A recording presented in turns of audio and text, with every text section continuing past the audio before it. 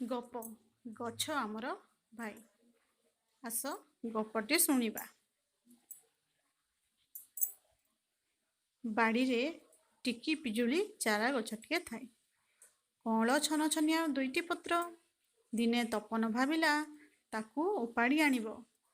ଉପାଡ଼ିବା ପାଇଁ ହାତ ବଢ଼େଇଲା। ଗଛ କହିଲା, ସୁନା ଭାଇ, ମୋର ତପନ ଭାଇ, ମୋତେ ଉପାଡୁଛ କାହିଁକି? ଟିକି ଗଛଟିର କଥା ଶୁଣି ତପନ କହିଲା, ତୁମେ ମୋର ଭାଇ କେମିତି? ଗଛ କହିଲା, ମୋ ଦେହରେ ଭଗବାନ ଅଛନ୍ତି। ତୁମ ଦେହରେ ମଧ୍ୟ ଭଗବାନ ଅଛନ୍ତି। ତୁମେ ଯେଉଁ ପବନ ନିଶ୍ୱାସରେ ଛାଡୁଛ, ମୁଁ ତାକୁ ନେଉଛି। ମୁଁ ଯେଉଁ ପବନ ଛାଡୁଛି, ତୁମେ ନେଉଛ। ତାପରେ ସେ କହିଲା, ହୋଇଛ ସିନା, ମୁଁ ଏଡ଼ିକି ଛୋଟ, ବଢ଼ିଲେ କରିବି ତୁମରି ହିତ। ତପନ ପଚାରିଲା, ତୁମେ କେମିତି ବଢ଼ିବ? ଗଛ କହିଲା, ପାଇଲେ ପବନ, ଆଲୁଅ, ପାଣି, ବଢ଼ି ବଢ଼ି ଯିବି ନାହିଁକି ଜାଣି।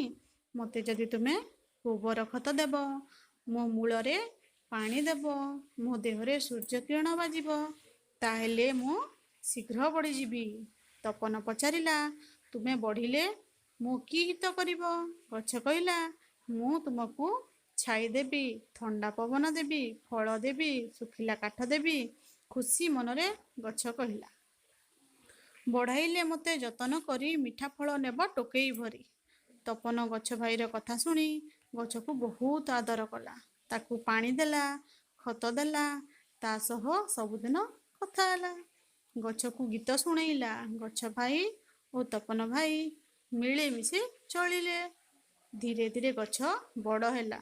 ଗଛ କହିଲା, ଦେବି ମୁଁ ତୁମକୁ ଶୀତଳ ଛାଇ, ପବନ ବହିବ ସାଇଁ ସାଇଁ। ଗଛରେ ଫୁଲ ଧରିଲା, ପିଜୁଳି କଷି ଧରିଲା, ଫଳ ବଡ଼ ହେଲା, ପାଚିଲା।